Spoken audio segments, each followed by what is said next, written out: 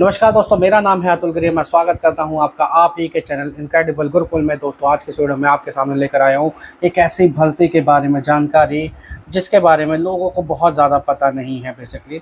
और अभी recently vacancy आई भी है, और अगर आप देखना चाहोगे इसको तो यूपी ट्रिपल एससी की वैकेंसी है, मुहर्रिर की वैकेंसी है। यहाँ पर अगर मुहर्रिर की बात करें तो मुहर्रिर बेसिकली जो हमारे जियोलॉजी डिपार्टमेंट होते हैं उसमें जो अकाउंटेंट होते हैं या जो वहाँ पर जो लेखा जोखा देखते हैं, जिसे हम नॉर्मल भाषा में क्या कहते हैं, हम उन्हें मुंशी बोलते हैं। ठीक है, तो उसकी वैकेंसी है। काफ़ी एक अच्छी जॉब है, और इस जॉब की आप पूरी डिटेल यहाँ पर चेक करेंगे और यहाँ पर देखेंगे कि इसके अंदर में क्या क्या है इस वैकेंसी के बारे में। तो सबसे पहले हम इसकी डिटेल को थोड़ा पढ़ने की कोशिश करते हैं, तो मुझे लगता है कि आप यहाँ पर इसे आराम से देख पाएंगे। तो जैसा कि आप देख पा रहे हैं यहाँ पर कि ये जो वैकेंसी है ये आपकी कब आएगी। आपकी वैकेंसी आएगी 29 अक्टूबर से आपके इसके एप्लीकेशन को स्टार्ट हो रहा है। 18 नवंबर तक इसके फॉर्म भरे जाएंगे। अच्छा, यहाँ पर अप्लाई खाली वही कर सकता है जिसने यूपी ट्रिपल एससी का पेट का एग्ज़ाम दे रखा हो 2021 वाला। ठीक है, तो चलो मैं इसकी डिटेल में आपकी नोटिफिकेशन हम यहाँ पर थोड़ा एक शेयर कर लेते हैं। ये डिटेल नोटिफिकेशन में देखते हैं क्या क्या चीज़ लिखी हुई है। तो चलते हैं डिटेल नोटिफिकेशन में। ये मैंने यहाँ पर डाउनलोड कर रखी है जी। तो हम देखेंगे कि उत्तर प्रदेश अधीनस्थ सेवा चयन आयोग लखनऊ की आपकी वैकेंसी है, और ये मुहर्रिर मुख्य परीक्षा इसलिए क्योंकि ये जो यूपी ट्रिपल एससी पेट है ये इसका स्क्रीनिंग टेस्ट एक तरीके से हो गया है। तो अब देखो यहाँ पर क्या क्या चीज़ें आ रही हैं, और इसमें दे रखा है कि 29 अक्टूबर से ये जॉब है आपकी, ये शुरुआत हो जाएगा। इसका फॉर्म भरना है वो 29 अक्टूबर से स्टार्ट हो जाएगा। अब देखो ये पेट के बारे में यहाँ पर कहाँ पर लिखा गया है, ये यहाँ पर अगर आप इस वाले पॉइंट पर देखेंगे कि ये जो वैकेंसी है ये मुहर्रिर की मुख्य परीक्षा की शॉर्ट लिस्टिंग उनके प्रारंभिक अर्हता परीक्षा 2021 यानी कि पेट 2021 के स्कोर के आधार पर की जाएगी। इसलिए वही लोग इस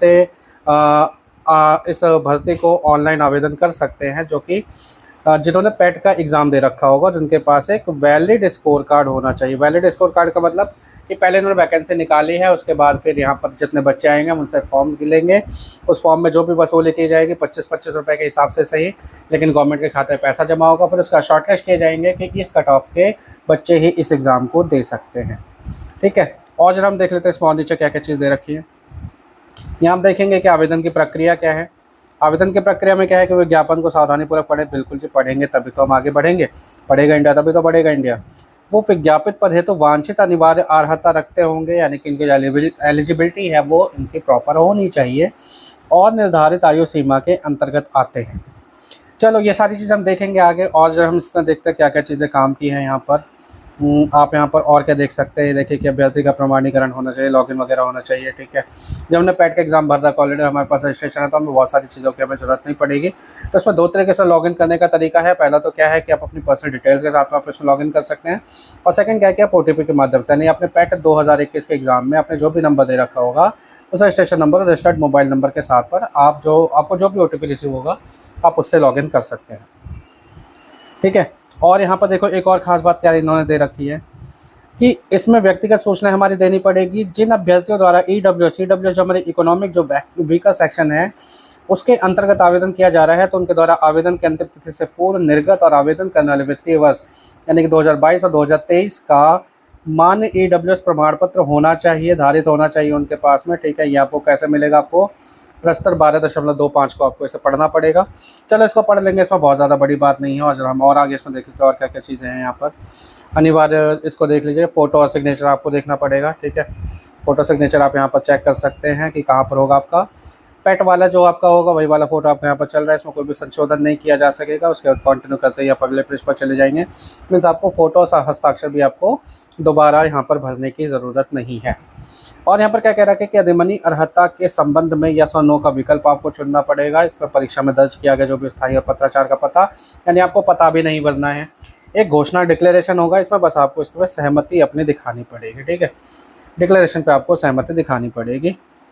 और आपको सबसे मेन बात जो गवर्नमेंट के लिए सबसे ज़्यादा ज़रूरी है वो क्या है, फ़ीस का भुगतान और समायोजन और एप्लीकेशन फॉर्म सबमिशन।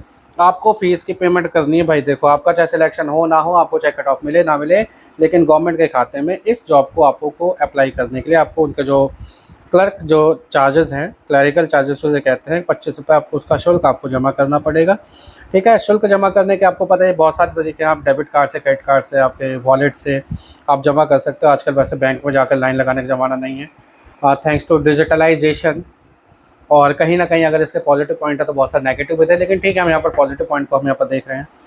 तो डिजिटल होने की वजह से अब आप घर बैठे या बिना किसी चालान को लिए हुए आप उसे कर सकते हैं। बाकी यहाँ पर एक माध्यम दे भी रखा है कि अगर आपके पास में बेसिकली अगर डिजिटल पेमेंट का कोई ऑप्शन नहीं है या फिर आपके पास अकाउंट नहीं, जो कि आज की तारीख में थोड़ा सा ना होना इम्पॉसिबल सा लगता है, लेकिन फिर भी हम कहते हैं इन द रेयर केस ई चालान के माध्यम से भी आप शुल्क का भुगतान कर सकते हैं। SBI का ई चालान आपको डाउनलोड करना पड़ेगा, SBI की किसी भी शाखा में जाकर निर्धारित शुल्क का भुगतान करना पड़ेगा। उसके बाद आप अपनी ट्रांजैक्शन ID को वहाँ पर अपलोड करेंगे, डबल वेरिफिकेशन मोड के हिसाब से फिर आपका शुल्क का समायोजन यहाँ पर किया जाएगा। ठीक है, चलिए तो बात हो गई पैसों की। और यहाँ पर देखो एक और चीज़ दे रखी है इन्होंने कि अगर किसी तकनीकी समस्या किसी अन्य कारण से निर्धारित शुल्क का भुगतान तत्काल नहीं हो पाता है तो एप्लीकेंट सेगमेंट के अंतर्गत दिए गए फी डिपॉजिशन पर क्लिक करके कार्ड, डेबिट कार्ड, इंटरनेट जो बैंकिंग है आपकी, उसके माध्यम से आप निर्धारित शुल्क का भुगतान कर सकते हो। ठीक है, और यहाँ पर क्या क्या चीज़ें हैं, यहाँ पर आपको, चलो ये तो पैसे की बात होगी, पैसे की बात बहुत ज़्यादा नहीं करते। अब यहाँ पर देखो जो अमाउंट कितना दे रखा है, अमाउंट जो आपसे कह रहा हूँ 25 रुपये कैसे है। अगर आप जनरल कैटेगरी से बिलोंग करते हैं तो भी आपको 25 रुपये पे करने हैं, अगर आप OBC कैटेगरी से बिलोंग करते हैं तो भी आपको 25 देने हैं। SC हो चाहे आप ST हो, चाहे आप फिजिकली जो भी हैंडीकैप जिसे हम कहते हैं, हम CWSN कहते हैं, वो सारे कैंडिडेट कोई भी महिला हो या कुछ भी हो, आपको 25 रुपये ही आपको जमा करने हैं। ठीक है, हर एक के लिए 25 रुपये। भाई ठीक है, यहाँ पर थोड़ा सा इक्वालिटी तो आ गई, नहीं तो पता चलता था कि मेरे जनरल की फ़ीस हो रही है 1180 रुपये और SC ST की फ़ीस हो रही है आपकी 480 रुपये। सपोज़ करें किसी के पास अगर पैसा नहीं है तो वो 1100 कहाँ से लेकर आएगा और वो 480 रुपये भी कहाँ से लेकर आएगा। ठीक है, चलो कोई नहीं, आगे बढ़ते हैं। यहाँ पर 25 रुपये में यहाँ पर कुछ ना कुछ तो चलो हुआ। नेक्स्ट हम यहाँ पर देखेंगे फॉर्म का प्रिंट आउट लेना। आवेदन पत्र में संशोधन आपको किया जा सकता है, कब तक आप इसे कर सकते हैं, ये यहाँ पर सारी डिटेल होगी। देखो यहाँ पर आप देखेंगे क्या क्या चीज़ आप यहाँ पर संशोधित किए जा सकती है। संशोधन करने के लिए आपके पास में या तो जो आपका नाम में वर्तनी की गलती, यानी अगर आपकी स्पेलिंग मिस्टेक हो रही है तो आप उसको चेंज नहीं कर सकते हैं। पिता या पति के नाम में अगर कोई स्पेलिंग मिस्टेक, आप उसको नहीं चेंज कर सकते। आपका जो एड्रेस आप उसको चेंज नहीं कर सकते। आप अपनी कैटेगरी को चेंज नहीं कर सकते। ठीक है, चाहे आप DF हो या फिर एक्स सर्विसमैन हो, आप इसे चेंज नहीं कर सकते। अपने लिंग को भी चेंज नहीं कर सकते। भाई ये तो परमात्मा ने भी अगर एक बार बना देता, आप इसको चेंज नहीं कर सकते। और क्या है, यहाँ पर आवेदन में अनिवार्य अधिमानी अर्हता जो है वो भी उसकी आप विवरण में नहीं चेंज कर सकते। तो क्या चेंज कर सकते हैं आप खुद समझ सकते हो यार। ठीक है, मतलब देखा जाए तो ठीक है जो भी है। चलो अब यहाँ देखते हैं पदों का विवरण क्या है। यहाँ पर हमारी जो मेन जो बात है वो हम उसकी बात करते हैं। पदों का विवरण क्या है, भूतत्व और खनिकर्म विभाग है आपका, जी हम जिस जियोलॉजी एंड माइनिंग डिपार्टमेंट बोलते हैं, उसमें मुहर्रिर की जॉब है। मुहर्रिर बेसिकली क्या होते हैं, वहाँ के अकाउंटेंट आप उसे कह लो या फिर लेखक आप उसे कह लो या फिर आप उसे मुंशी कह लो, ये आपके होते हैं हमारे मुहर्रिर। उर्दू का शब्द है। वेतनमान क्या है, 5220,200, यानी कि आपकी जो 12th लेवल की जॉब है वो है ये। 1900 रुपये का ग्रेड पे है, तो सैलरी मेरे ख्याल से थोड़ा सा कम है, लेकिन ठीक है, बेरोजगारी के ज़माने में अगर आपको एक जॉब भी मिल जा रही वही बहुत बड़ी बात है। तो इसमें क्या क्या चीज़ देखो, अनरिजर्व जॉब की कैटेगरी, अनारक्षित जो कैटेगरी, उसमें आपको 41 पोस्ट मिलने वाली है। SC कोटे के लिए 19 पोस्ट होंगी, ST कोटे के लिए 2 जॉब हैं और अन्य पिछड़ा वर्ग के लिए 21 जॉब हैं। आर्थिक रूप से जो हमारी EWS कैटेगरी है वहाँ पर हमारी 9 वैकेंसीज हैं यहाँ पर, और कुल पद हमारे कितने हैं, 92 है। अच्छा, स्थायी है या अस्थायी है, यहाँ पर बात करें कि अस्थायी। भाई ध्यान रखना, ये टेम्पोरेरी बेसिस पर जॉब है, कोई इसे परमानेंट समझने की गलती ना कर ले। चलो, और यहाँ पर क्या क्या चीज़ है, आयु सीमा आपका होना चाहिए और रिक्तों की संख्या आपकी घट बढ़ सकती है। चलो आगे चलते हैं, और इसमें क्या है, सारणी 2 में क्या है, मुहर्रिर की वैकेंसी है, ये आपके स्वतंत्रता संग्राम श्रेणी के लिए आरक्षित वाली है। ठीक है, आप डिटेल में पढ़ सकते हैं, मैं इसका जो लिंक है वो आपको डिस्क्रिप्शन में दे दूंगा। और यहाँ पर क्या क्या चीज़ें कुछ यहाँ पर इनके डिटेल्स के बारे में बात की गई है। आयु सीमा की बात करते हैं, चलो ये भी आपका एक मेन पॉइंट है कि न्यूनतम आयु सीमा कितनी है, 18 वर्ष की आयु होनी चाहिए बच्चे के। और सेकंड क्या है कि उसकी जो उम्र है वो 40 वर्ष से ज़्यादा नहीं होनी चाहिए। कौन सी तारीख को, 1 जुलाई को। कौन से 1 जुलाई को, अगर हम बात करेंगे 1 जुलाई 2022, यानी कि अगर 2022 में फॉर्म आया तो 1/7/2022 को आपके जो उम्र है वो 40 साल को एक्सीड ना करे, और 18 साल की जो आयु है वो भी 1 जुलाई को उसकी क्या कहते हैं, पूरी हो चुकी हो। यानी अगर मैं इसे नॉर्मल सी भाषा में बात करूँ तो मैं जो विद्यार्थी है उसका जन्म 1 जुलाई 2004 से, यानी 4 तक की उसकी पैदाइश होनी चाहिए। इससे पहले का अगर पैदा हुआ है तभी वो भर सकता है। और अगर हम बात करते हैं आपके 40 साल की, तो 2022 में 40 घटा दो, आपका कितना बच गया, 22 साल इधर और 18 साल उधर, तो यानी आप 1982, यानी कि 1 जुलाई 1982। इससे पहले ना पैदा हुआ हो और इसके बाद ना पैदा हुआ हो, दोनों कंडीशन में बच्चा क्या हो जाएगा, आपका इनवैलिड हो जाएगा, इनएलिजिबल हो जाएगा। मीन्स जो भी बच्चे की जो पैदाइश है, जो भी हमारा उम्मीदवार है उसकी पैदाइश कितनी चाहिए, 82 से लेकर 2004 के बीच में होनी चाहिए। चलो और आगे देखते हैं। अधिकतम आयु सीमा हो गया आपका, आरक्षण वगैरह ये सारी चीज़ आप पढ़ सकते हो। और क्या चयन का आधार कैसे होगा? हाँ, यहाँ पर सबसे मेन चीज़ तो ये आ गई। चयन का आधार कैसे होने वाला है भाई? चयन का आधार होगा केवल लिखित परीक्षा, यानी कि आपने सिर्फ इनकी मुख्य परीक्षा दी, जो इनका मेंस का एग्जाम है वो आपने दिया और आपका सिलेक्शन हो जाएगा। आप सीधे सीधे अपने डॉक्यूमेंट वेरिफिकेशन को आप करवा सकते हैं। देखो यहाँ पर दे रखा है इन्होंने, समूह ग के पदों के लिए सीधी भर्ती की नियमावली है। साक्षात्कार नहीं होगा, कोई भी इंटरव्यू वगैरह नहीं होने वाला है, ये तो सभी को पता होगा। हाँ, ये पेट की परीक्षा में होना चाहिए। इसका जो क्या कहते हैं, उसने पेट की परीक्षा दे रखी हो, उसके पास एक वैलिड स्कोर कार्ड होना चाहिए। यहाँ कुछ पाठ्यक्रम के बारे में बात कर रखे कि पाठ्यक्रम आपको कहाँ पर मिलेगा, यूपीट्रिपल में मिलेगा आपको, और यथा समय मिलेगा, यानी कि अभी इसके पाठ्यक्रम की कोई ऐसी बातचीत नहीं हुई है। लेकिन अगर नहीं है तो मैं ऐसे कह सकता हूँ कि जो भी आपका लेखपाल का जो आपका लेवल है, लगभग उसी लेवल के आसपास में आनी चाहिए। और जहाँ तक बात हम करें जियोलॉजी एंड माइनिंग डिपार्टमेंट की, तो आपका जो जीके वाला पोर्शन है वो आपका थोड़ा सा ज़्यादा इंपॉर्टेंस देगा। ठीक है, और चलो और देख लेते हैं और हमारे पास में क्या क्या है। इसमें विशेष नोट आपको दे रखा है भाई। विशेष नोट आपका क्या कह रहा है कि अगर प्रत्युत्तरों में प्राप्त आवेदन पत्रों की संख्या अत्यधिक होती है और मुख्य परीक्षा हेतु शॉर्ट लिस्ट किए जाने वाले अभ्यर्थियों की संख्या अधिक होती है और उनकी लिखित परीक्षा एक ही शिफ्ट में आयोजन किया जाना सुविधाजनक नहीं होता है, तो एक से अधिक शिफ्टों में आयोजित की जा सकती है और उस कंडीशन में नॉर्मलाइजेशन हो सकता है। भैया आपका मेन पॉइंट है, उस कंडीशन में आपका क्या हो जाएगा? नॉर्मलाइजेशन हो सकता है। और इसमें क्या कह रखा है, कितने ये लोग लेंगे? ये लेंगे मुहर्रिर की लिखित परीक्षा के लिए 15 गुना अभ्यर्थी। 15 गुना अभ्यर्थी की अगर हम बात करते हैं 92, अगर आपकी टोटल वैकेंसी है तो 92 में आप 15 का मल्टीप्लाई कर दो तो आपका कितना हो जाता है? हो जाता है आपका 1350 और 30 1380, यानी कि 1380 अभ्यर्थियों की ये लिस्ट बनाएंगे।